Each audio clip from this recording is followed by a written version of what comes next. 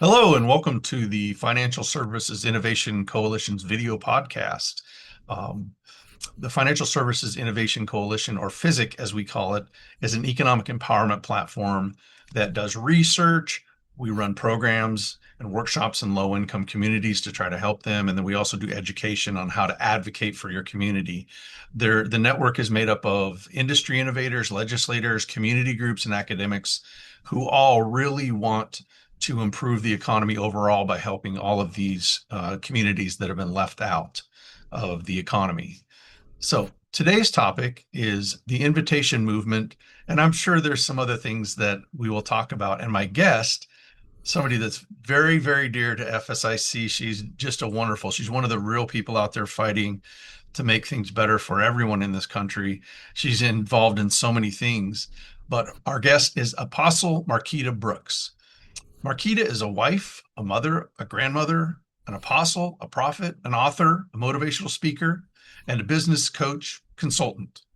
She has served as a ministry leader, a business owner, and a business consultant since 2001, probably right out of high school there. Markita is the founder and CEO of Kingdom Wealth LLC, a business coaching and consulting firm dedicated to creating wealth to do the most good.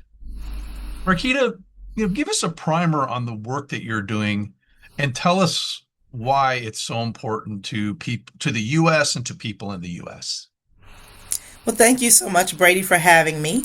I'm excited to be with you here today. And so I wanted to talk to you about the invitation movement because in 2020, right after the murder of George Floyd, the Lord drew in my heart that it was time for us to heal and come together in this nation. And so he put the invitation movement on my heart so that we would accept his invitation to meet him where he is working, to turn this nation back to himself, one city at a time, through healing, peace, and justice. We saw a lot of challenges after George Floyd's death, murder, so much division in the nation. And we were already in an economically challenging time because of COVID. With all of that, we were kind of in this pressure cooker in the nation. And I have to be honest, I don't think that this year is a whole lot better. We're still really challenged as a nation. Some different things have caused challenges, but we're still divided. People are still suffering economically. We're still having challenges. Businesses are still closing. Ministries are still closing. Communities are suffering. And people are kind of at each other and blaming each other. And what we're seeing is the political pendulum is just swinging back and forth as people become even more extreme politically. And we're seeing that always affects us economically. But rather than working together for solutions, people have been more interested at pointing fingers. And so that reveals to us that we need healing. We need healing, we need reconciliation. But then we also need to address justice. And so this is why the invitation movement's on my heart at this time. I know it's on God's heart. He's been put in right in front of me. Sure. And so it's important that, I extend this invitation to others as well. It's a different type of movement in that the goal is healing. So the way it's presented, again, is as an invitation. Not that someone has to be involved, not to push it on anyone, not to say this person is right, this group is wrong, but to say let's come together and heal. Let's come to the table and have conversation. Let's listen to each other's stories. Let's learn from each other. Let's heal the identity of groups in the nation so that we can heal the identity of the nation. Because truly the U.S. is made up of lots of different people groups. And as any one of those suffer, the nation itself suffers because there is no American people apart from all of the individual groups that make up the American people. So the American people, to be healed as a whole, must be healed in all those groups, and then all the groups have to reconcile with each other. And the truth is, it's good for the bottom line and for our economy as well. Exactly. That's one of the main things. And I love this because it is. There's so much I could say about what you're doing, and I'm just really proud to be, in your sphere. That you have your faith, and you have some very strong beliefs, but yet what you're talking about is getting people together and hearing about what they think, as opposed to here's what I believe, you need to believe this too. Now that may come in conversations, but it's not the point. The point really is for people to listen to each other and go, yeah, I never thought about that. I'm tired of being mad about party politics. I'm tired of listening to the news and being just angry all the time. There has to be something better. So this could be the start of it. And my understanding is that you want to start locally. It's almost like a pilot that you're starting, but then have it spread to different areas. And we're hoping that you can do that through our network and some of our other FSIC network members. So the question I like to ask is, why should people get involved? And what would you say to them to say, if you come, I can't promise anything, but here's what you're likely to get from doing this? That's a great question. And so, since we start with healing, again, it's healing, peace, and justice. Healing begins with those conversations. Most of the time, people are looking to be heard. The challenge with that is that we're not willing to hear others, usually. And that doesn't work. Communication is a two-way street. And so, if you accept our invitation to connect with this movement, we can certainly assure you that your voice will be heard. And when we're listening, we will be listening. Not listening for a rebuttal, not listening for fact finding and pointing out where you've kind of missed it a little, but listening to hear your heart, your experience, because it's going to shape even our experience. But then others will share their experiences as well. And as we do, our perspective broadens, and we really do start to see ourselves as a community. What I've found is that a select few tend to make decisions for everyone. And no matter who you are, your perspective is limited. Is limited to your experiences, is limited to the people who are right around you. And even your view of politics and economics is going to be limited by those factors. If you're in a position of power, if you're writing legislation, if you're enforcing legislation, even that's going to be skewed by your limited experiences. And so when we see bias, when we see prejudice, when we see people who are left behind and falling through the cracks, it's because those who came up with programs and policies, laws, legislation, had no understanding of the real experiences of others who then fall through the cracks. And this is not good for our whole nation, because the disgruntled people are going to find a way to get their needs met. They're going to find a way to get their voices heard, and it's not always in the most polite or peaceful way. Right. And so we've got to address this now. Yeah, I think, wow, that is very well said. We're seeing that the far left and the far right are the extremes, and they get, elected officials come from those two extremes. And so when it comes to the general elections, us that are kind of center left or in the center don't really have much of a choice of who to vote for. Now, that's partly our fault, but think about your movement. If it could get somebody that was just so certain that they were right, and here's somebody and go, I am sick of all of this, but I want to come and really hear what somebody else has to say. And even though I don't agree with them, they're not trying to tell me that's how I need to live or what I need to do. Is this right? Is that what you're trying to do, is get people to say, listen, we've got to do something different for the good of all of us. This is not working what we're doing. Absolutely. And so we have an event each year called Ecclesia. And this year we had Ecclesia 2026, of course, and it was in Washington, D.C.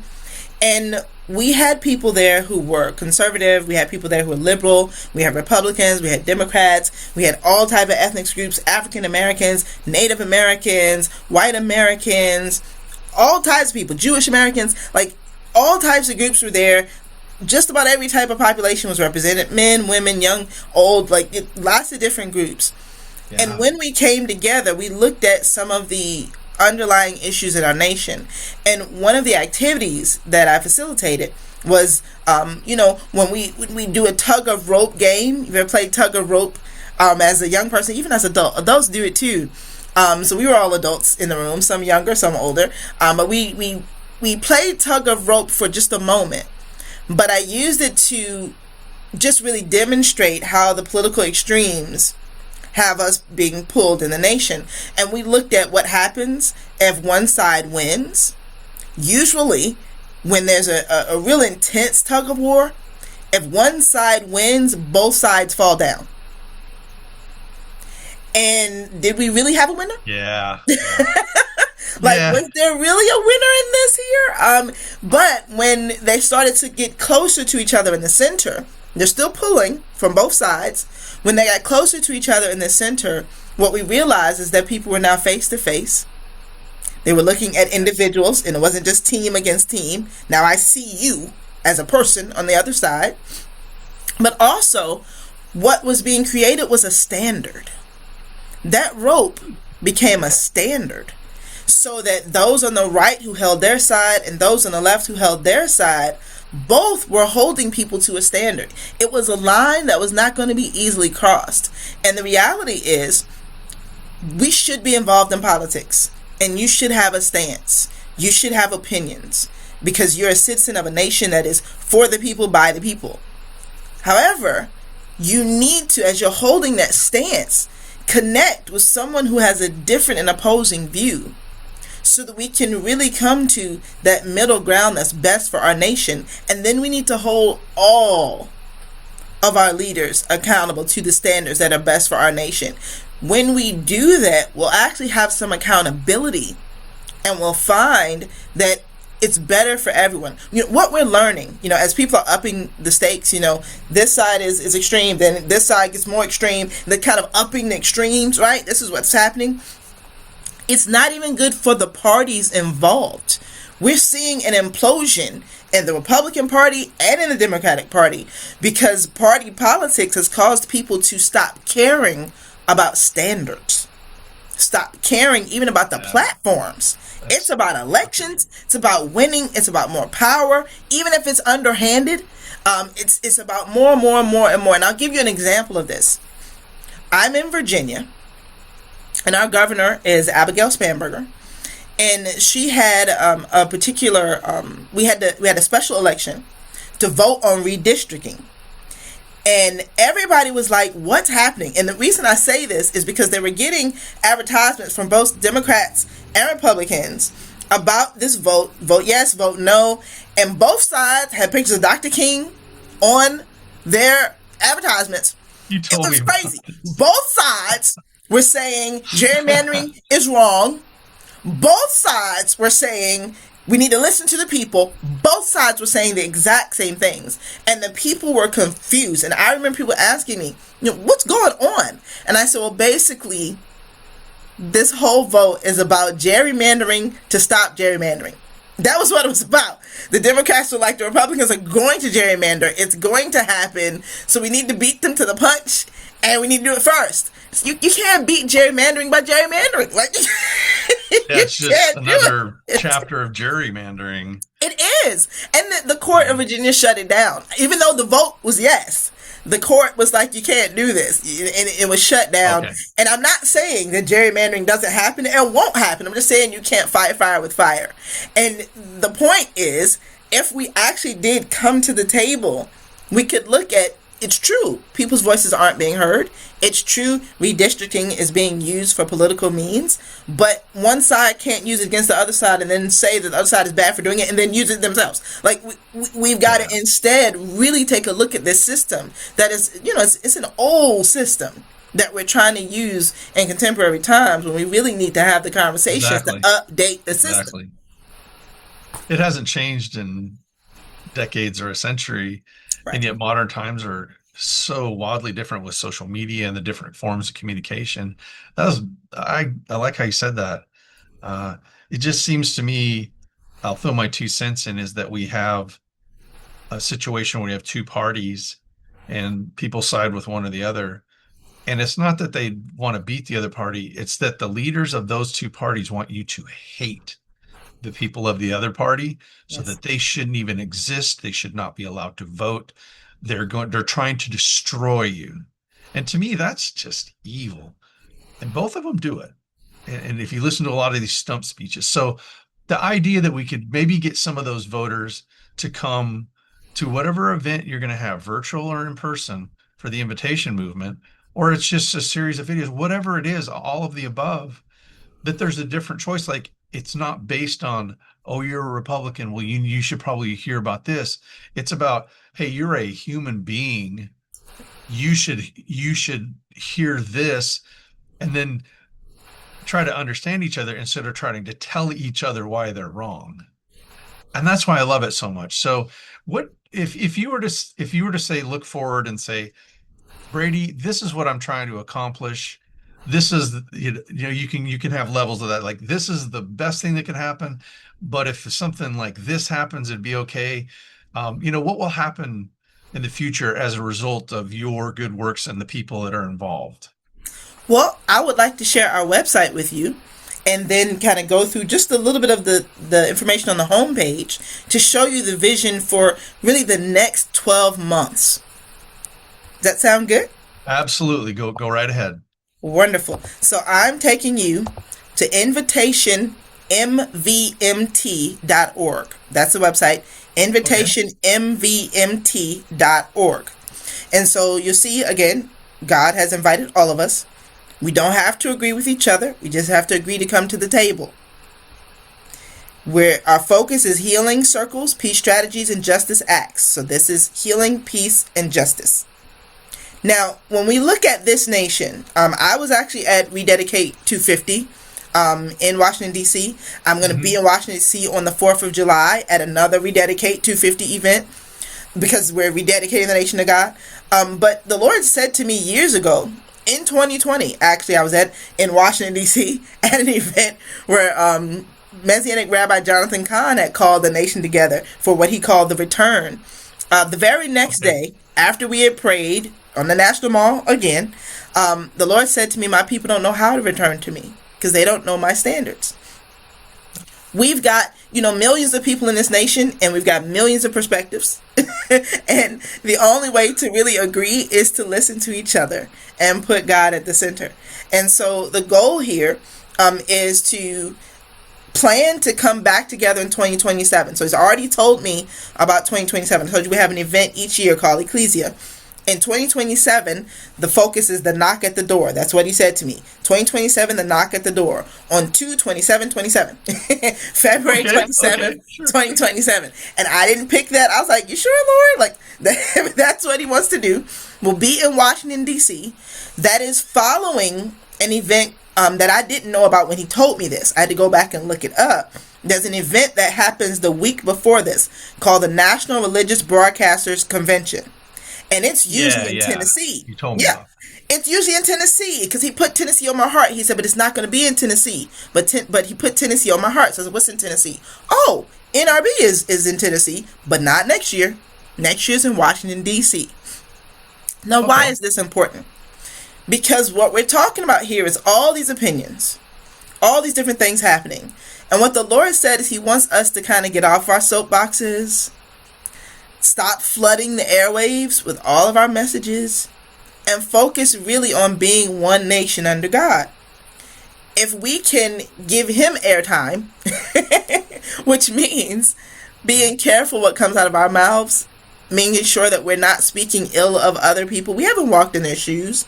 We don't know why they believe as they believe. We don't know why they think as they think. But to really be in a position where we're speaking words that bring life, words that are positive, words that invite people in, so that we could actually be one nation. And this is important because, like I said, I was at Rededicate 250 on May 17th. I was there on the National Mall, and there were people standing outside, and they were going, it's not right to declare a national religion. You're forcing Christianity on people. And I wanted to speak to them so badly, but the people with me were like, that's not safe, because they were very angry. They were angry. And they said, don't do it. You need to pray right now. You need to pray. Don't go talk to them right now. Just pray. But what I wanted to tell them is that rededicating the nation to the God of the Bible, which of course we know a lot of the Constitution was influenced by the Bible. A lot of the original forefathers were Christians. does not mean that we take away people's right to religion. What it actually does is it supports that right. Because not every group believes that everybody should believe as they want to believe. And there are certain groups that if we, Are you sure? I'm certain if we stand back and we're quiet, they will, force people to believe as they believe, in aggression. And that's not what God wants at all. This is a choice. Faith is a choice. Every decision we make in our life is a choice, and He's given us free will. And so the goal is that those who do believe in the God of the Bible would start to act like it. Because as a ministry leader, I want to apologize on behalf of Christians all over the world and throughout history who have done things in Jesus' name and in God's name that was not in their name. It just wasn't.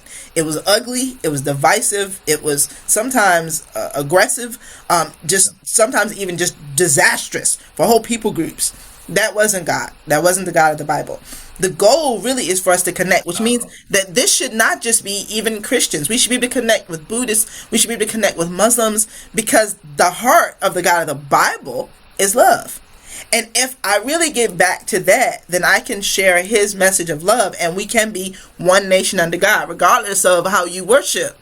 We can actually receive and connect with each other and live in this nation together, which is what this nation is designed to do if we come together. So, Ecclesia 2027, following NRB, hopefully we can start with the people who believe in the God of the Bible, so they can, like I said, we can actually behave like that. And then if we behave that way, we can reach across to people who believe in other ways. This also would include reaching across the aisle politically, because what the Lord told me in 2016, He said, I want my people to come out of the right and the left into the aisle and meet me at the altar.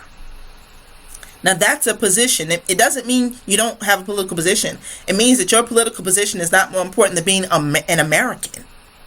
And if you believe in God, it's not more important than believing in God.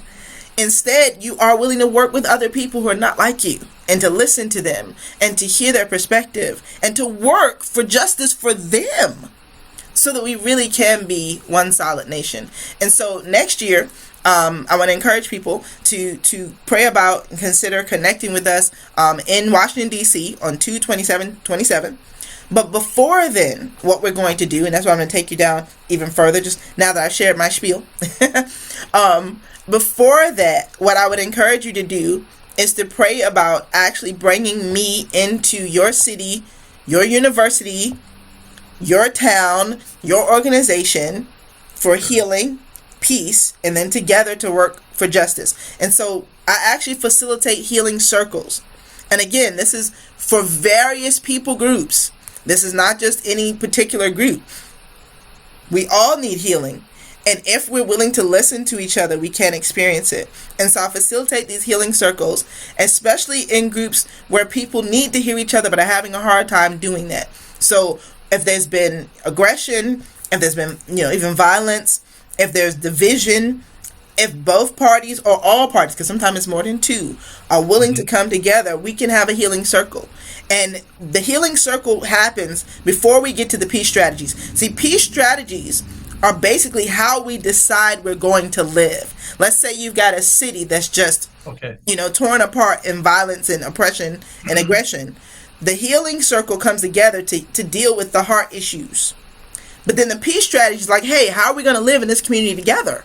Then justice goes to legislation, and that's where FSIC comes in. Because now we can create legislation that includes all these stories we've heard, all these perspectives we've heard, all these agreements we've made to live together. Now we can write legislation that's going to be inclusive, and people will really be invited to the table to make the laws and enforce the laws that affect their lives. That's great. I want to make a point here so that it's clear, is that FSIC is not a religious organization, but we work with a lot of religious organizations because a lot of people believe in God, how they believe in God, and we're not going to limit ourselves who we talk to because their beliefs may be. And I was raised a Christian. I don't practice religion a lot, but I love to hear about it and everything because in the good way, where people's telling me, here's what I believe. And here's my point. There was half the people or half the news in this country were trying to make that event in DC sound really awesome. But there was half of it, maybe my numbers are up, that wanted to make it sound like the worst thing that had ever happened. And I knew you, and I know where your heart is. And I knew you went there to celebrate and to be there with people that were like-minded, and that you didn't, you want to engage with the people that think differently, but they're not in a place where they're going to accept that. Right. So we're trying to do like a peace circle to come together instead of say a town hall where most of the board is one party or the other, conservative or liberal, and things don't really get done that way. Right. Versus imagining if in a peace circle or a peace meeting, we come together and the idea is to do something that's just, that will benefit us all, not based on the tenets of politics, but based on the tenets of what human beings need. All human beings, not just this neighborhood or that church. Am I close? Absolutely. And I want to point out that, the freedom of religion in the United States that we celebrate means that you can have your faith, whatever it is, and you should be able to be proud of it. You should be able to operate in it, but our freedom should never, conflict with other people's freedoms. So my freedom shouldn't conflict with your freedom. In fact, my freedom should celebrate your freedom. That's how that should that's work. What I believe. Yeah, exactly. And we see that faith has been a very important part of this nation, and not just one, narrow view of faith, but many faiths, many expressions of faith have been so important in this nation. But what we found, because sometimes people of faith can be jerks, let's just be honest, and they do it in the name of their faith, that some people have said we need to just get rid of faith completely.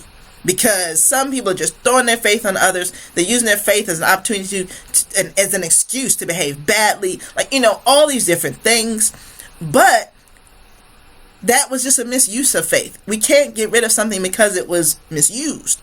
We've got to go back to its original intent. And what we see is that faith can be a great uniting factor. Like, for example, when Dr. King was moving in the civil rights movement, in the work that he did, people point out that he was a civil rights leader, but he was a pastor first. He's a pastor. He was a minister of the Bible, of the gospel. But when he was fighting, in Florida and Alabama, for civil rights, rabbis were locking arms with him and walking across the bridge. The largest number of rabbis to ever be arrested in U.S. history, they were locked arms with Dr. King. That's when they got arrested. Was when they were locked arms with Dr. King. I didn't know yeah. that. They were in St. Augustine, Florida, and they locked arms with Dr. King, and they and Dr. King all got arrested together. And when you look later on, initially you see, the civil rights movement, under Dr. King, and then you see the Nation of Islam, and it was the way it was working under people like Malcolm X. Later on in life, you start to see Dr. King, Malcolm X, they start to talk, they start to work together because, there was this opposing, they're different. Yeah. And then you start to see as they get older, they get a little more mature, they start to have these conversations, they start to strategize together. And the point that I'm making is that none of these movements were ever successful until people came together across those lines that would have divided them. Until the rabbis joined, until he started having conversations with Malcolm X, and until those things started to happen, you didn't know about the civil rights movement, the things that Dr. King was doing. Nobody knew about it until the lines were crossed and people started to unite. And this is why healing comes first. Because as long as I think you are the enemy, and as long as I think that I won't make any progress unless I take you out, we won't make any progress. We've got to be at a place where we're able to come together. And so this is what I facilitate in the invitation movement, but it's also what I do in the work that I do. You mentioned Kingdom Wealth LLC. And so Kingdom Wealth, my Bible-based business coaching program, has been in existence since 2017. But the aspect of the coaching that I do that my clients like the most is when I'm actually dealing with the mindset and the heart motivation of business owners. What are you thinking? What are you feeling? What's blocking you? What's sabotaging you from inside you? And as I'm doing that work, is deep soul work. As we're doing that deep soul work, they are unlocked and able to go to the next level. And so as they were sharing with me, like, that's the most important thing you do. And when I interviewed all of them, they all said the same thing. Like, that was the most important thing. It was the best thing. It was the greatest thing. So now I'm focusing on that in Kingdom Wealth. So in Kingdom Wealth, there is the impact healing movement. And that's for profit. Invitation movement is nonprofit. It's a nonprofit movement. But the impact healing movement is actually where all of my coaching is now. I'm coaching people in healing. I'm doing healing circles in my business coaching. I'm doing intensive with business owners. Why? Because we've got to get out of our own way in order to do anything of merit. We've got to deal with what's going on inside of us. And so it's not just relegated to the religious realm, though I am a religious leader and I'm going to be open about my faith all the time. I don't need you to share my faith for us to have the conversation. In fact, when we differ, the truth is we're able to really broaden each other. We're able to help each other grow when we differ. If you're around people that are like you all the time, you're not being stretched. We got to connect with people who are not like us so that we grow and we become better. Together, we improve each other. And if we would do this in our nation, which honestly, our nation is designed for that. You think it's a coincidence that we got people from all over the world in this nation? No, we're designed. And that should be a strength. It's our strength, exactly. But when we start to polarize and we demonize this group and that group, we have so many divisions. When people are capitalizing on those divisions, even monetizing them, I got to be honest with you guys, people are getting rich off the fact that people hate each other in this nation. If we would realize that and say, no, I'm not going to be a part of that. I'm not going to be a part of that because I see that it's destructive. If we would come together, we would actually do so much good and address so many issues and challenges in our nation. Yeah, I love that notion. Last year, I'm kind of a dreamer, and I understand these things are not likely in my lifetime, but I always believe in never giving up and never losing hope that the world can be a better place. And there's plenty of areas in the world where good things are happening. We just don't hear about them because there is, in this country particularly, there's so much hatred back and forth between the two tribes. And I just would, I had this crazy thought that, could you imagine how far our society would go in terms of being good and offering a lot more people a much better quality of life and better health and better financial stability if we didn't have these two bad actors having us hate each other? Just imagine if we could get together on some things. Yeah. Because right now, everything gets politicized. The COVID vaccine or the COVID should have been something that brought our country together, where we were like, hey, this could wipe us all out. We really need to work together. But because of the political climate, it didn't. And hundreds of thousands of people died that didn't have to. But imagine if we had worked together on that, or if enough people had gone to your peace meetings or your peace circles, a lot more people would be alive today. So it's literally, I'm not trying to be dramatic, but it's life or death. A lot of these things, it's life or death. And so before we go, I have one question I like to ask my guests, and that is, what issues are most important to your generation? Because I think that you're in the generation that is now coming into power. I'm not going to ask your age or anything like that, but I see you as one of the people that is a leader in this day and age, and the things that you do are going to have a profound impact, and people like you, on the country and on people and on our society.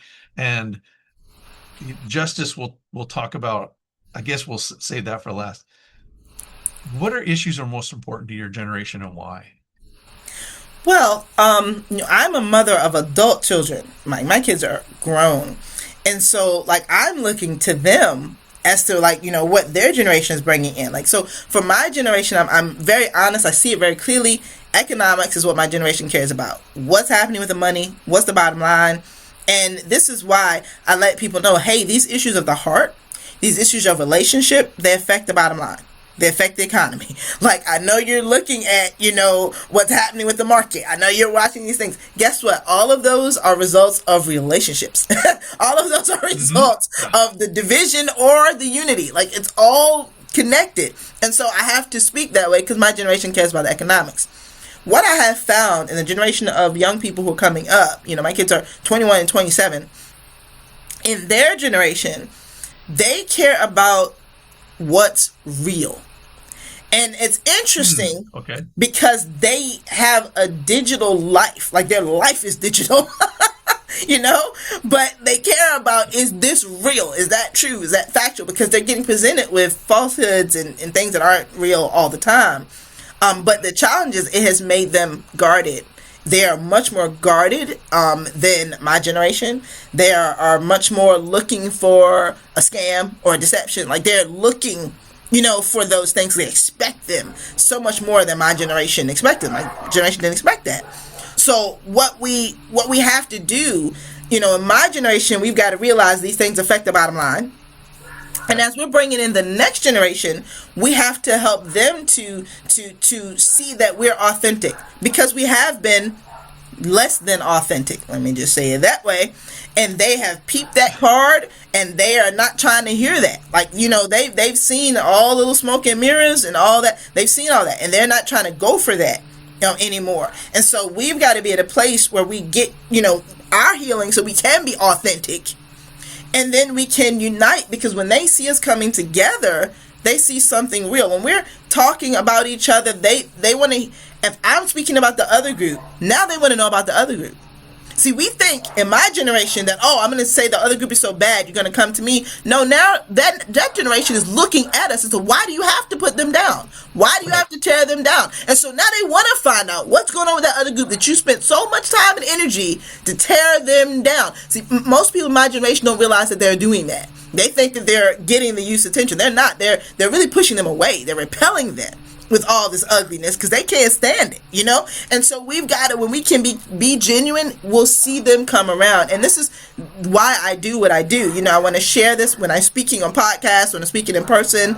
I also want to help people to build chapters of the Invitation Movement right where they are, in their community, in their city, in their university, so that I can help them to heal others too. We can facilitate healing circles and operate those peace strategies. And then as we do, FSIC comes in, drafts legislation, supports legislation, tells us, what we really should be looking for in leaders. Like, hey, if this is what you care about, we got to hold those leaders accountable, bringing us together, in political organizations that are nonpartisan but affect partisan politics. So that's what you got to do.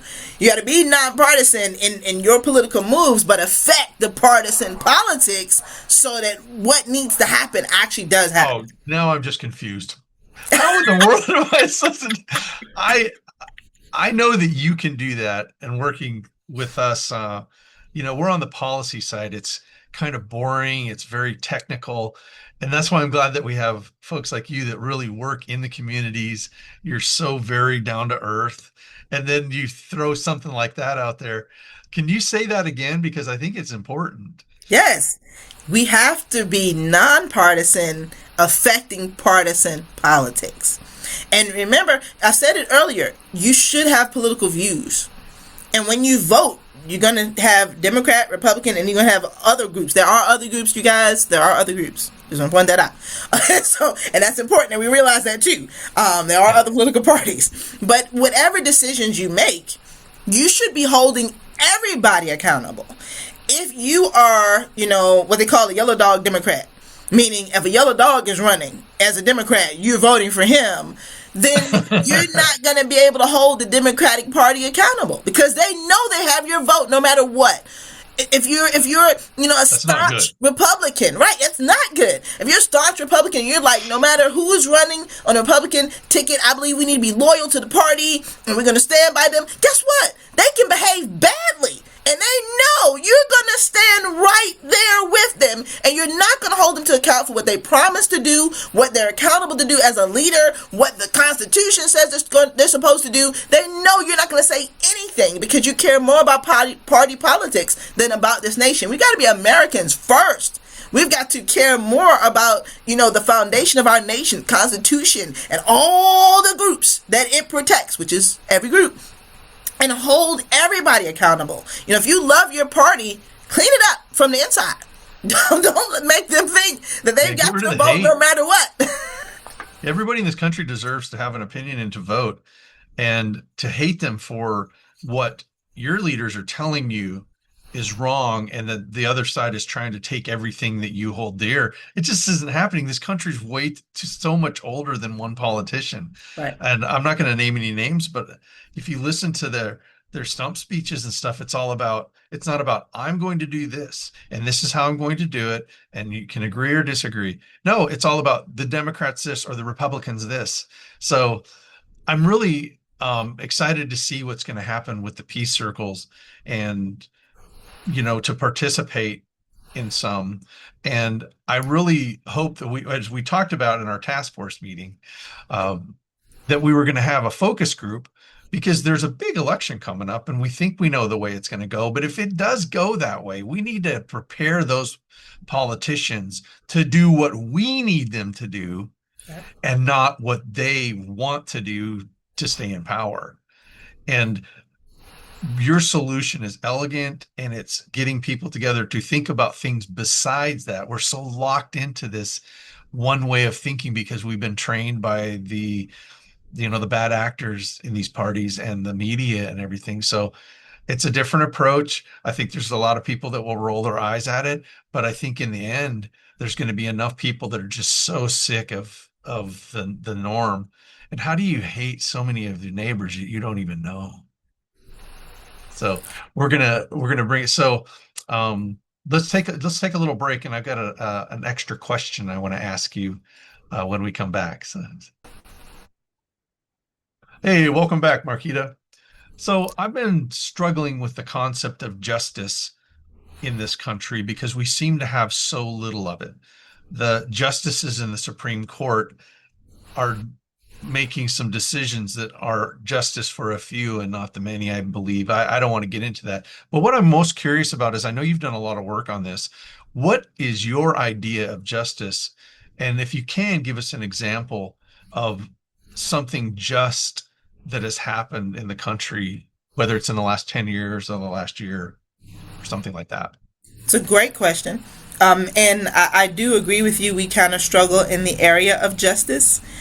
And the reason being is because the system, the laws, execution of the laws, those who are then held accountable to the laws, and the punishment for breaking the laws, all of that is done by flawed people. None of us are perfect. Right, we're all flawed. Let's be clear. All flawed. Yeah, that's what I mean. Every person is flawed. And so the fact that the system requires humans means there's going to be challenges.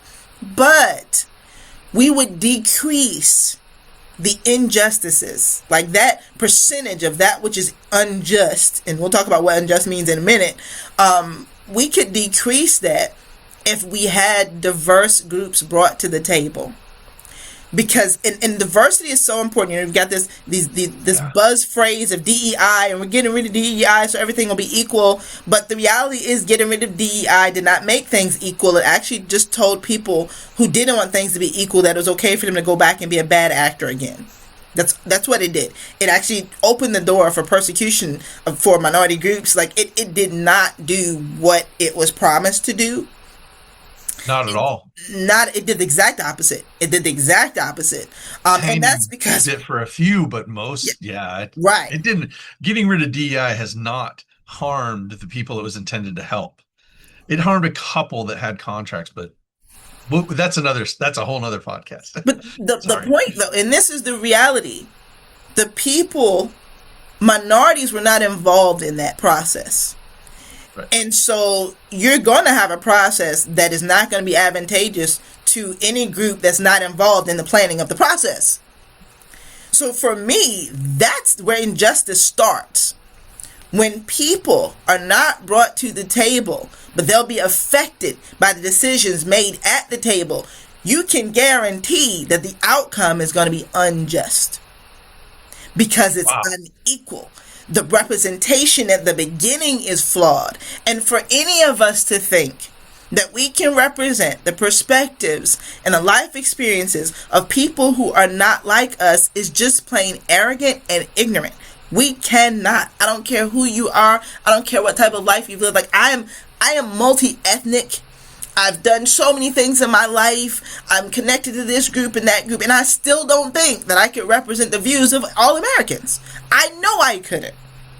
So we've got to realize that if we're not bringing other people to the table who are not like us, we're making it easy on ourselves, but we're making it hard not just for the people who we didn't bring to the table, but we're actually excluding all the groups they represent.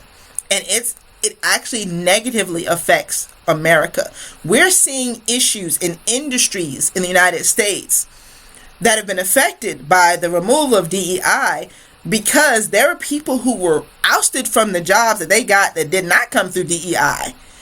Because now people had an opportunity to get rid of people they kind of wanted to get rid of. They didn't want to have to be inclusive. They resented having to do it. And now I don't have to. Get out of here. But those people are essential. And I know this because the challenges we're seeing throughout the nation are a result of people not being in the positions that they once were in. And now those positions are vacant. And we're not able to fill them with the people that should be there because people are afraid that it will be DEI if they bring in minorities. What? That's purposeful. It has done the wrong thing. Exactly. And we've got to see how this injustice started. It started by everybody not being at the table. Yep. That and is the formation, the rules, the structure, what is possible. A perfect example is the PPP loans, Paycheck Protection Program, right during COVID. And the people that designed the program and the documents that were needed obviously didn't run small businesses because most of the businesses that needed those loans were the 1 and 2 and 10 people businesses, but they didn't have the documents, the IRS this form and the IRS that form and all these things because they're running a business. They're an expert at plumbing, but they're not that great at paperwork. And so I think it was 94% of African-American businesses got turned down because they were certainly not involved. And we think that the SBA can possibly be one of the more biased groups because they wouldn't even listen to us. We tried to tell them that if you do it this way, FSIC is always, writing letters and trying to contact these agencies. And it's like they just want to do their thing because it's the path of least resistance. They don't want to bother with doing it this way. So sorry, I'm off on a little tangent, but no, that's exactly right. I'll turn it back over to you. The path of least resistance leads to injustice. And that's what we're seeing throughout our nation. It takes work. If we want justice, honestly, remember we were talking about that authenticity and integrity. Yeah. If we actually want it, we've got to bring representatives of all groups to the table because we'll find out where we've missed it, where we've gone wrong, where we haven't thought through this enough. We will be able to predict how it's going to flow in the long run. Like right. It's so important that we get that. And I would say this for the nation. If you pay attention to minority populations and what's happening in minority groups, you'll see the trajectory of the nation. What's happening in minority populations reveals what's going to happen in the nation nationwide 10 years, 15 years down the road. And people always think it's going to be isolated to the lower socioeconomic groups. It's going to be isolated to immigrant groups. It's going to be it's never isolated. It's never isolated. Those groups just show us what's coming. And when we ignore it and we say that's not our problem, it's just a small few. It's just this group. Oh, it's just that group. Oh, they brought it on themselves. Every time we do that, we see it hitting everyone. We did that with drug epidemics. Oh, it's just those in poverty. Now everybody, there's no one in America who doesn't have a family member who has not been addicted to drugs. There's not one American who can say we don't have a family member who's been addicted to drugs. Now it has affected the whole country, and now we see it as an epidemic, but it was an epidemic when it was in certain Oh, it was groups. highly criminal, super criminals Oh, people back were during going the to jail traffic for life. for black folks during that time, the war, the beginning of the war on drugs. Yeah. It was terrible. And that is bias. That's not just. That's not just when a person goes to jail for more time in possession of crack than they go to jail for cocaine. It's the same drug. It does the same Well, thing to communities. But we saw they were in the hands of different people. And if the laws were different for the two most similar drugs you can get. no, But and let's be clear, during that time, a lot of white people did cocaine. And that was that's the other side of it you're talking about. They have these really harsh and draconian things, rules and penalties for people that did crack because right, that was prevalent in the minority communities, right. but they didn't have the commensurate level saying it's just as bad. And you can't tell me that's intolerance that that's not biased or Yes. just flat out racist that those things came about. And it really devastated communities. I lived in one of those communities, Deanwood in Washington, D.C., and to hear the stories about they used to have people would go around and deliver fruits and vegetables, and they had an amusement park and a racetrack and all of these things.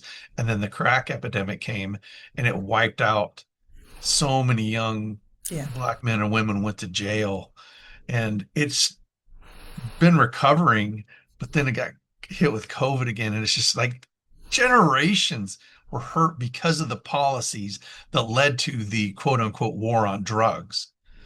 Yeah. So Because the yeah, truth is, that's not how you address drugs. You have to address what's happening inside first. So now that we've got yeah, suburban young people addicted to drugs, now we're dealing with drugs with compassion. Now we're saying be compassionate. You should be more empathetic with people who are addicted. It's addiction is a disease. Like the language is changing now because of who we're finding are now getting addicted to drugs. But it was always true.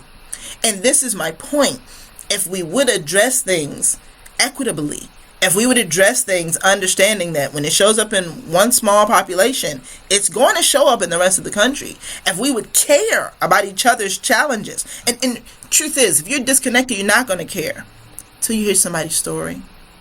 And then you go, wow, she's a like an mom like I'm a individual mom. An talking to an individual individual. story. It's a lot harder to Exactly. hate somebody when you do that. Yeah, Yes, it changes everything because you realize their life is a lot like your life. Even though it's a different life, there are similarities. Wow, that's a person just like me. And I can imagine what I would do if I was going through that. yeah, Let's stand together. Let's work together. And those types of mindsets, that's where the healing comes in, leads to the peace strategies that will cause us to choose to be neighbors, and then those same neighbors can now come to the table and write legislation that makes sense and is practical and is helpful for everyone in the nation, as opposed to it being helpful and practical only for certain populations. yeah. There's a lot of things I could go into there about what's just, and I think that a lot of people don't believe in it anymore, and I think that that's part of the intention is that it's easier for people to stay in control if they think you believe you're defeated. Like, why bother? And there's a lot of that apathy out there. And I was having a conversation with one of our partners, and it was about, people, they need to, not should or anything like that. They need to start treating these things like it's the civil rights era. Like, you have to take some risk.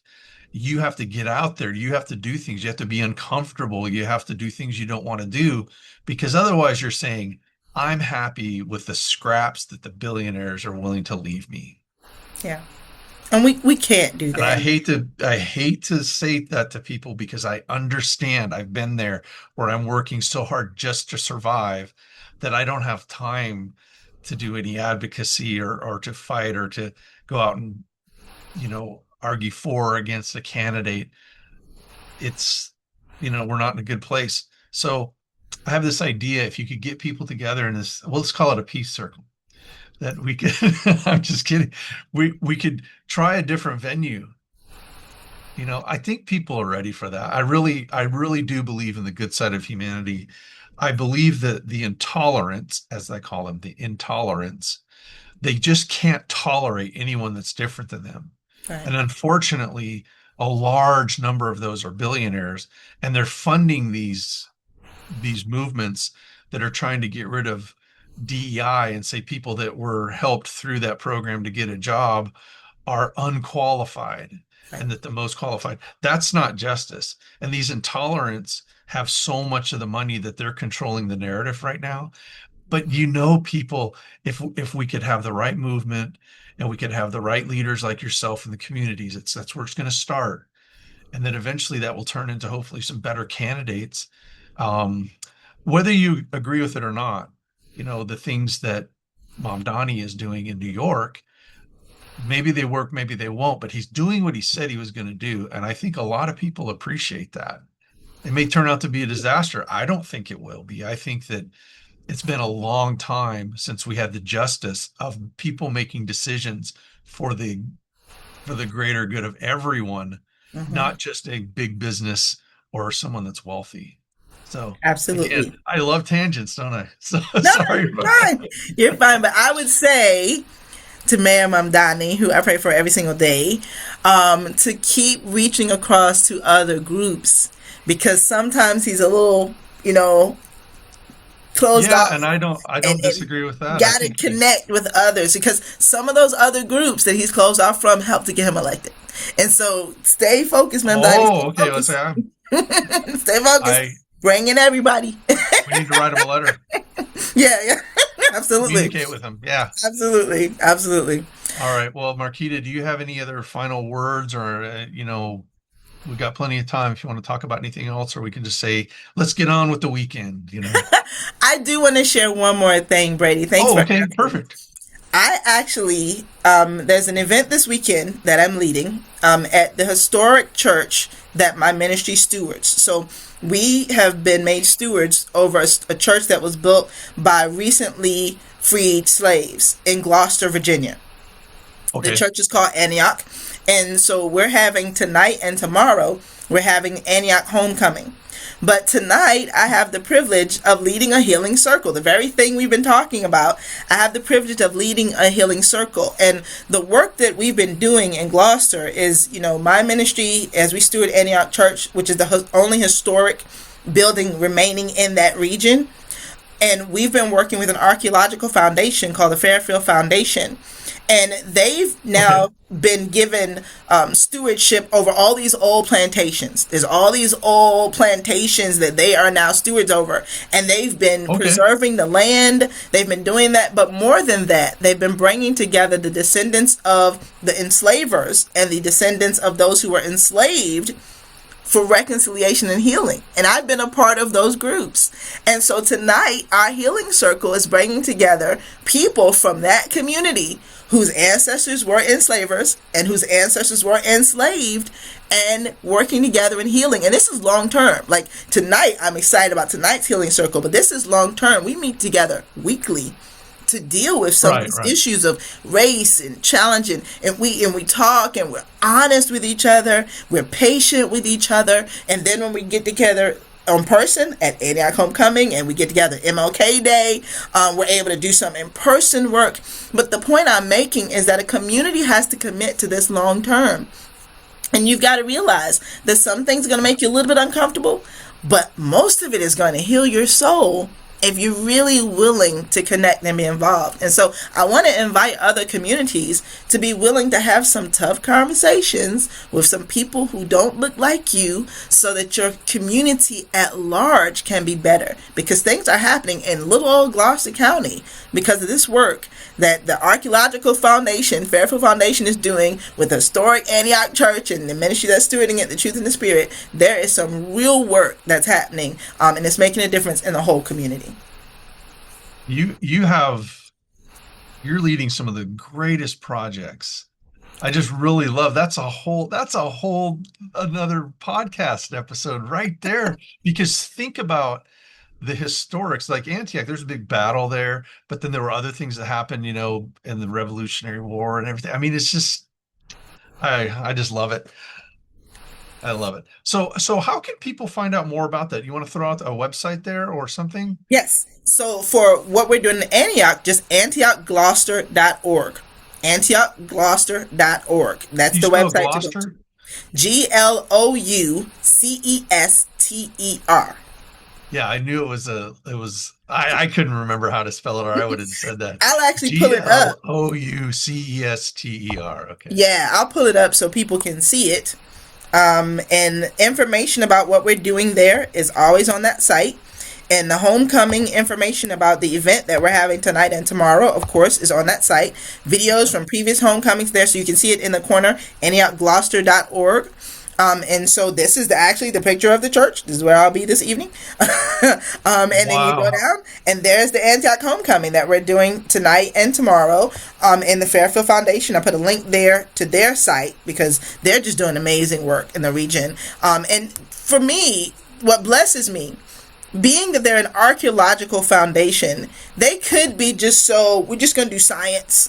We're just going to care about but they're like, no, this connects to the lives of people, and they're bringing in the descendants of slaves. They're bringing in Native Americans, like they're bringing in the descendants of the enslavers who owned those plantations. Like they're bringing My people to the God. table, and they don't have to do that. Like That's they're going the encouraging extra mile. You know. that both these groups who are feel terribly wounded, uh, whether it's right or wrong, that you have, a group of, it's going to be, white folks that are probably felt like a big population has hated them and they don't feel that it's fair. Maybe it is, maybe it isn't. And then of course the group that is descendant of slaves, and to deal with all of that economic, theft and how they were treated as human beings, but to have them come together. So let's focus on that they're coming together, and I don't see how anything bad could come out of that. I think it's only going to be good. You saved that for last. That is such a neat, And or if I I could mean, just give a quick anecdote to just talk, just to show you like how powerful it's been. One of the descendants of an enslaver said, when we have these conversations, you guys talk about my great grandfather as a slave owner. Like that's the only thing he was, slave owner, slave owner. He was a father. He was a doctor. He was all these other things. And all you guys say is he's slave owner. He was slave owner. He was slave owner. And they were like, we see him as so much more than that.